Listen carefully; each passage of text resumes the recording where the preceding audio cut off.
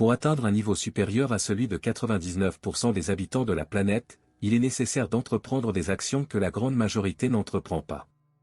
Cette déclaration peut souvent ressembler à un cliché de camion ou à un conseil de cette tante qui partage sur Instagram des photos pleines de papillons souhaitant le bonjour, accompagnées de citations de Clarice Lispector ou d'autres phrases accrocheuses, même si ce ne sont pas les siennes. Cependant, cette perspective a une base statistique. Vaincre 99% des habitants de la planète n'est pas une tâche complexe comme beaucoup l'imaginent, mais les gens compliquent souvent ce processus en croyant aux solutions extrêmement complexes proposées par des tiers. En réalité, atteindre ce niveau ne nécessite que quelques étapes simples. Dans cette vidéo, mon objectif est de mettre en évidence les étapes fondamentales que vous devez suivre pour vous différencier positivement de la majorité des gens dans le monde. Ces stratégies s'appuient sur les neurosciences et la psychologie comportementale. Cependant, il est essentiel que vous vous engagiez activement dans ce processus pour être témoin de votre propre évolution. De plus, il est crucial de maintenir la motivation tout au long de ce voyage, non seulement en raison du résultat final, mais surtout en raison de l'engagement dans le processus lui-même. De nombreuses personnes entrent dans la salle de sport avec des objectifs précis et, lorsqu'elles ne voient aucun résultat immédiat après quelques jours, elles se découragent. La même chose se produit avec les régimes extrêmes ou les études intenses, où le manque de résultats rapides conduit à abandonner. Toutes ces situations ont un point commun, la recherche incessante de résultats immédiats, au mépris du processus impliqué. Il est important de porter une attention exclusive du résultat vers le processus, car c'est lui qui génère la motivation et maintient la performance dans le temps. Assurez-vous d'appliquer les principes stoïciens pour faire face aux défis de la vie. Acquérir un état d'esprit stoïque peut apporter de la sérénité au milieu du chaos, vous aider à prendre des décisions plus judicieuses et à surmonter l'adversité avec une plus grande force mentale. La première étape consiste à gérer le stress. Il s'agit d'un facteur de risque important de maladies psychologiques, et ceux qui réussissent ne sont pas forcément les plus intelligents, mais plutôt ceux qui ont un meilleur contrôle émotionnel. Le cortex préfrontal, responsable des fonctions de planification et d'exécution, travaille en collaboration avec les régions limbiques qui modulent les émotions. Ces régions agissent en équilibre, alternant entre des moments de plus grande activité émotionnelle et rationnelle. La rationalité est importante, mais les émotions jouent également un rôle crucial dans nos décisions. Par exemple, il est difficile de changer de comportement si l'on ne ressent pas d'émotions négatives face à un retour défavorable. Cependant, il est essentiel de trouver un équilibre entre émotion et rationalité, en évitant de se laisser trop consommer par celle-ci. Ainsi, pour se démarquer positivement par rapport à la majorité, il est essentiel de maintenir un contrôle émotionnel efficace. Cela implique d'être conscient de ses propres états émotionnels, de consommer des contenus favorisant l'intelligence émotionnelle et d'identifier les sources de stress pour les minimiser. La deuxième étape est liée au changement des habitudes, et il peut être plus efficace de modifier l'environnement que de compter uniquement sur la volonté. Le cerveau est capable de changer en fonction des expériences et des stimuli auxquels il est exposé. Par exemple, la consommation de drogue peut modifier les circuits de récompense du cerveau, conduisant à un désir continu de consommer ces substances. Le même principe s'applique à d'autres comportements. La conséquence générée par un comportement tend à déterminer la probabilité que ce comportement se reproduise. Si une action entraîne des conséquences négatives, cette action a tendance à être évitée à l'avenir. Si l'objectif est d'arrêter de fumer par exemple, il est indispensable de changer l'environnement qui favorise cette habitude. Si votre objectif est d'abandonner les habitudes néfastes, comme la consommation d'alcool, la pornographie ou d'autres comportements dysfonctionnels, il est essentiel d'envisager de contrôler votre environnement, y compris les personnes qui partagent votre vie. Souvent, ces personnes peuvent être des déclencheurs de vos habitudes nocives et de vos dépendances. Des études dans le domaine des neurosciences indiquent que contrôler le contexte dans lequel nous vivons va au-delà de la simple volonté. Tenir un journal des émotions peut être un point de départ efficace pour développer l'intelligence émotionnelle. Cet enregistrement vous permet de catégoriser les émotions tout au long de la journée, offrant ainsi une plus grande conscience émotionnelle. Essayez de créer un journal dans lequel, à la fin de la journée, vous pourrez réfléchir à la manière dont vos émotions ont influencé votre santé émotionnelle. Il est important de reconnaître que nos actions sont influencées par les conséquences qu'elles génèrent. Si une interaction ou une action a des résultats négatifs, nous éviterons probablement de la répéter à l'avenir, à moins qu'il y ait des avantages compensatoires évidents. Cette compréhension peut aider à prendre des décisions et à comprendre l'impact de nos choix. Il est important de comprendre que la plasticité cérébrale permet de mieux orienter le comportement souhaité.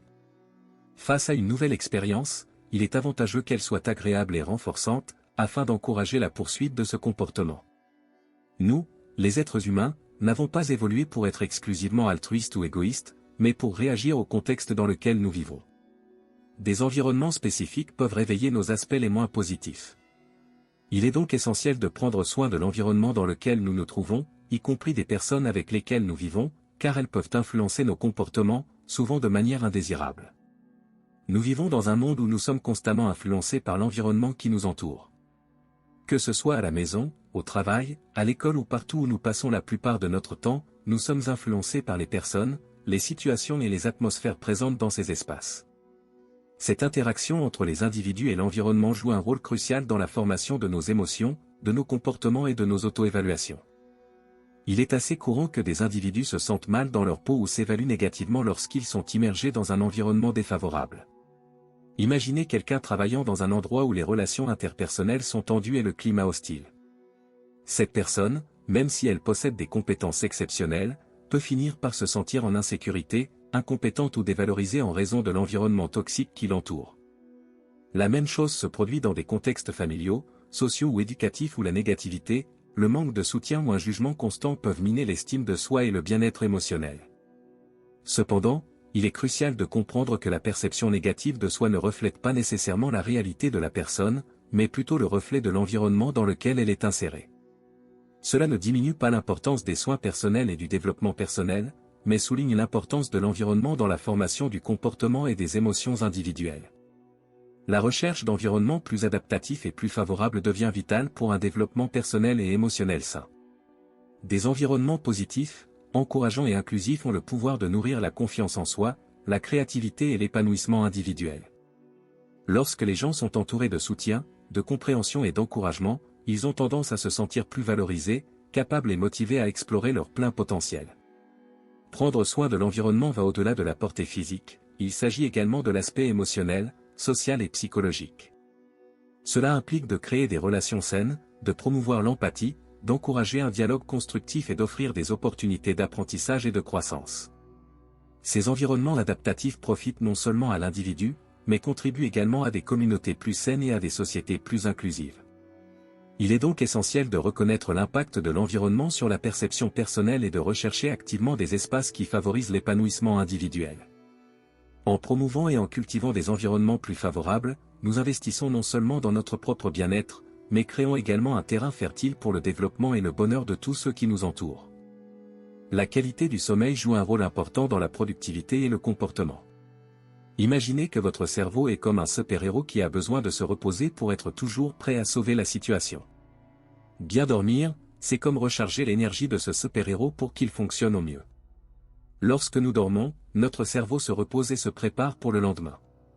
C'est comme s'il organisait toutes les informations de la journée et se préparait à de nouvelles aventures. Si nous ne dormons pas suffisamment, notre super-héros cérébral se fatigue et cela peut l'empêcher de fonctionner correctement. C'est pourquoi il est très important de dormir suffisamment, entre 7 et 9 heures chaque nuit. Pendant ce temps, notre cerveau a une chance de se reposer et de récupérer. C'est comme recharger les batteries de notre super-héros pour qu'il soit prêt à affronter les défis du lendemain. Lorsque nous dormons peu ou mal, notre super-héros cérébral ne peut pas récupérer correctement. Cela peut nous fatiguer, avoir des difficultés à prêter attention, à apprendre de nouvelles choses ou même à résoudre des problèmes. Parfois, nous pouvons devenir plus irritables ou même tristes, tout cela parce que notre cerveau n'a pas eu l'occasion de se reposer comme il le devrait.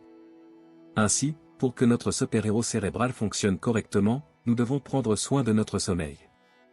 Avoir une bonne routine au coucher, comme se coucher à peu près à la même heure chaque jour et avoir un endroit confortable pour se reposer, est extrêmement important.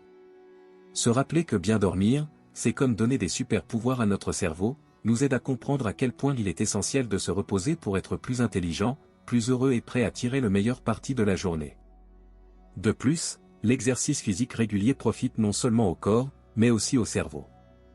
Plusieurs études soulignent les impacts positifs de l'exercice sur la régulation émotionnelle et l'estime de soi, en plus d'influencer la chimie cérébrale associée aux émotions.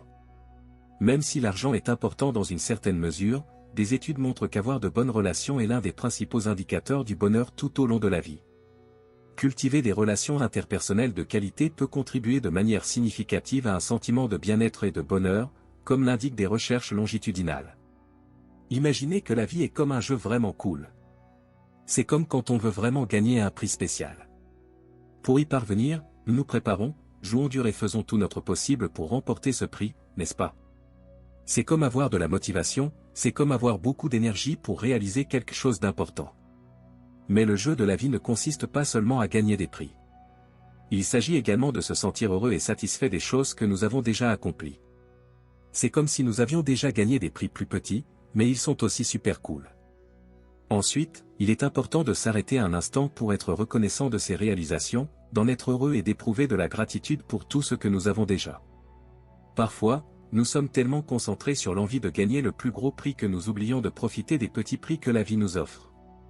C'est comme si nous voulions juste toujours plus, sans cesser de profiter de ce que nous avons déjà autour de nous.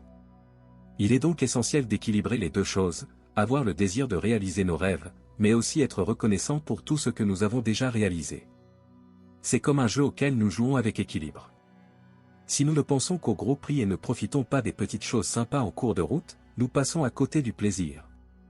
Rechercher de la joie dans les choses simples de la vie, comme un bon câlin, le sourire d'un ami, un magnifique coucher de soleil ou même la délicieuse nourriture de notre mère, peut être bien plus important que de simplement vouloir gagner toujours plus de prix. Alors continuons à jouer à ce jeu de la vie avec beaucoup de motivation pour nos rêves, mais en nous rappelant aussi d'être reconnaissants pour toutes les petites victoires que nous avons déjà remportées. De cette façon, nous pouvons être plus heureux et profiter de chaque instant du jeu de la vie de la meilleure façon possible.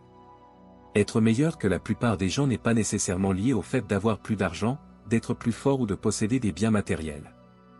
Elle est principalement liée à la santé mentale et à la réalisation de tâches qui donnent un sens à la vie. La vraie satisfaction réside dans les petites choses et dans l'équilibre entre motivation et gratitude pour ce qui a déjà été accompli.